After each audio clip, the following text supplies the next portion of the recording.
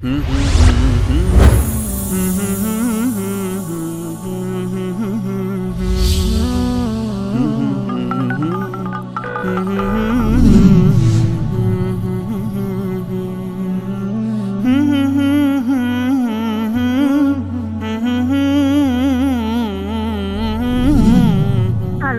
علیکم آقای انصاری، خسته نباشید. تشکر از برنامه‌های بسیار خوبتون، مخصوصا برنامه امروی سکه که هر سه‌شنبه بیننده آن هستیم. تشکر میکنیم از آقای عبدالقدوس دهقان، ماجد عباسی، سعود عباسی و دیگر کارشناسان برنامه و همچنین آقای مجیب الرحمن انصاری، آقای فاتح و دیگر همکاران زحمت کشتون، آقای مبارز.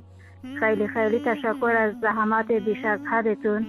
امیری هستم از ایران. با تشکر، خداحافظ. بسم الله الرحمن الرحیم و بهی نستعین. امیر حسین هستم از بلژیک، شیعه هدایت یافته. ضمن عرض سلام و ارادت خدمت برادران و استادان عزیز در شبکه وصال حق، چند مطلب را به طور اختصار عرض می‌کنم. خطاب من به آن دسته از شیعیان است که ادعای مسلمانی و دیانت می‌کنند ولی به بعضی از مسائل مهم توجه ندارند و قرآن را با درک صحیح از واژه‌های قرآنی نمی‌خوانند و آیات قرآن را با سخنان آخوندهای مشرک مطابقت نمی‌دهند. 1. وضو گرفتن مسلمانان در قرآن به طور وضوح و صریح بیان شده.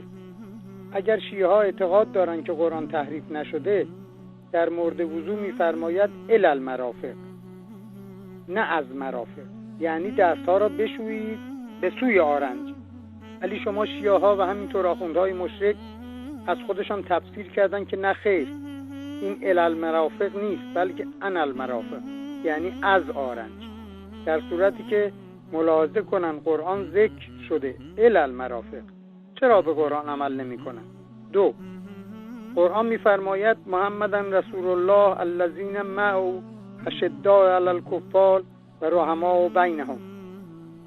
این فرموده که یاران محمد رسول الله با کفار شدید هستند و با خودشان مهربان.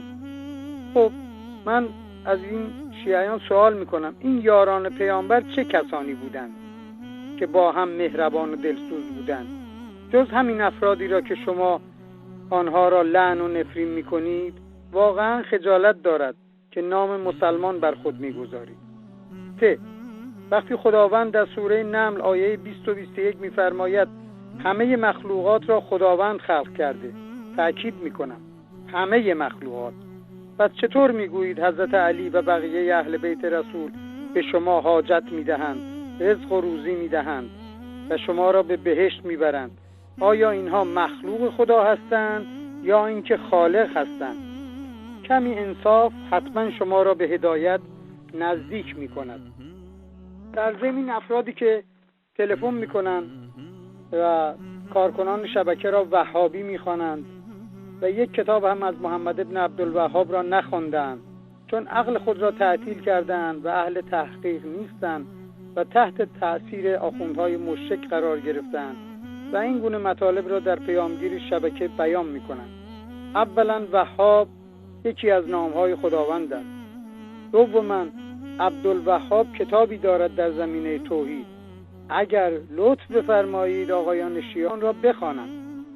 شما شیعه ها و آخوندها اهل سنت را وهابی میدانید، ناصبی میدانید، خون و مالشان را مباح میدانید، ولی نمیدانید که همه موحدین که فقط از خدا حاجت میخواهند وهابی هستند.